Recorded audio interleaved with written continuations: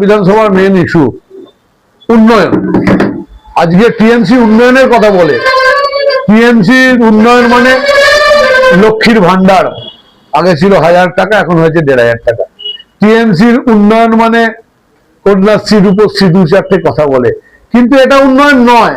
এলাকার মানুষের সার্বিক উন্নয়ন করতে হবে। আজকে চণ্ডীতলা হাসপাতাল, যে হাসপাতালে রুগী গেলে রুগীর কোনো চিকিৎসা হয় না, তাকে অন্য জায়গায় রেফার করে দেওয়া হয়। বামফ্রন্টের 34 বছর আর তৃণমূলের এই 15 বছর, বামফ্রন্ট তৃণমূল মিলে চণ্ডীতলা এলাকায় 49 বছর ক্ষমতা থেকেও চণ্ডীতলা হাসপাতালের আধুনিকীকরণ করতে পারেনি। কিন্তু ভারতীয় জনতা পার্টি যদি ক্ষমতায় আসে, চণ্ডীতলা হাসপাতালে আধুনিকীকরণ হবে, একটা পেশেন্টকেও এখান থেকে অন্যত্র যেতে হবে না। এটা আমার প্রথম প্রতিশ্রুতি। আজকে চণ্ডীতলা এলাকায় দীর্ঘ 49 বছর ধরেই মানুষের দাবি ছিল একটা ডিগ্রি কলেজ হোক। ডিগ্রি কলেজ করতে পারেনি বামফ্রন্ট, ডিগ্রি কলেজ করতে পারেনি তৃণমূল কংগ্রেস। বামফ্রন্ট, এই ভারতীয় জনতা পার্টি যদি বাংলার বুকে ক্ষমতায় আসে, আমরা চণ্ডীতলায় ডিগ্রি কলেজ করে দেখাবো। আজকে চণ্ডীতলার স্টুডেন্টদের অন্য জায়গায় অন্যত্র পড়তে যেতে হবে না। আজকে চণ্ডীতলা এলাকায় দুটো বড় খাল আছে, একটা ডানকুনি খাল, একটা সরস্বতী খাল।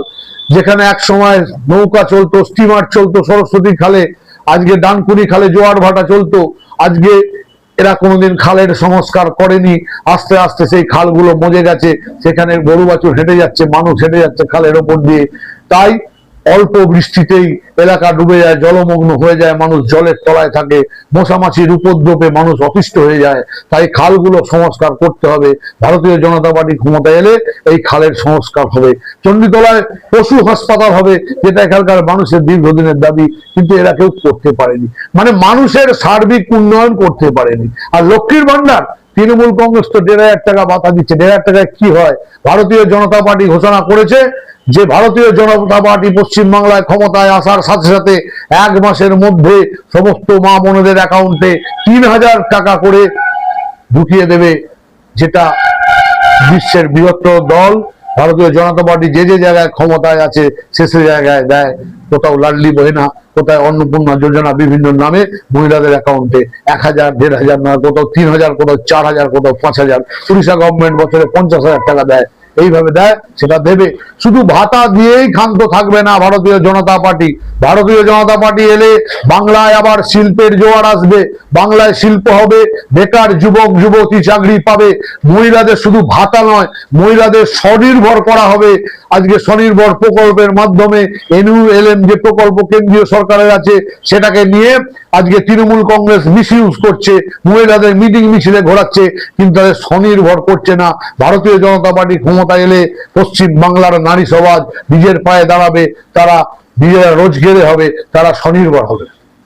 দেখা যাচ্ছে যে প্রার্থী তালিকা ঘোষণার পর থেকে দেখা যাচ্ছে প্রথমের দিকে তৃণমূলের মধ্যে অসন্তোষ ছিল, এখন দেখা যাচ্ছে যে বিজেপির মধ্যে অসন্তোষ রয়েছে। কিছু কিছু জায়গায় বলা হচ্ছে যে টাকার বিনিময়ে টিকিট দেওয়া হচ্ছে, এটা কি বলবেন? দেখুন, আমি চণ্ডীতলা বিধানসভার প্রার্থী।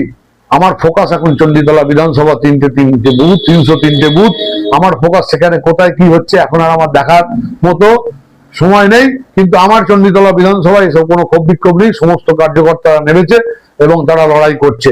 এবং পশ্চিমবাংলার বিভিন্ন প্রান্তেও কোনো সেভাবে ক্ষোভ বিক্ষোভ নেই। 2-1 জনের মনে দুঃখ হতেই পারে, টিকিট পাওয়ার ইচ্ছা, দলের প্রার্থী, একটা সর্বভারতীয় দল, তার প্রার্থী হওয়ার ইচ্ছা সকলের থাকতে পারে।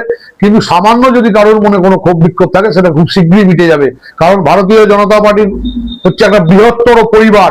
এই পরিবারে কোনো বিভেদ নেই, কোনো ঝগড়া নেই, কোনো অশান্তি নেই।